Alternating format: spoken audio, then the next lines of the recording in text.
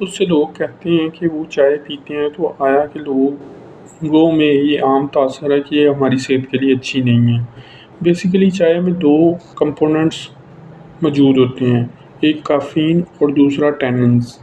جو کافین ہے اگر وہ حد سے زیادہ آپ یوز کریں گے، یعنی زیادہ چائے پئیں گے، 1-2 کپ سے زیادہ 5-6 کپ، تو وہ آپ کی صحت کے لیے مضر ثابت ہو سکتی ہے۔ یعنی وہ ایک تو الرٹنس کریٹ کرتی ہے، تو آپ کی نیند میں رکاوٹ بن سکتی ہے۔ دوسرا ٹیننز، جن لوگوں میں یعنی خواتین میں مینوپاز کا مسئلہ ہے، حیض کا، تو ان میں یہ آئرن ڈیفیشنسی کو کم کرتی ہے، اس کی وجہ سے بھی پرابلم ہو سکتی ہے۔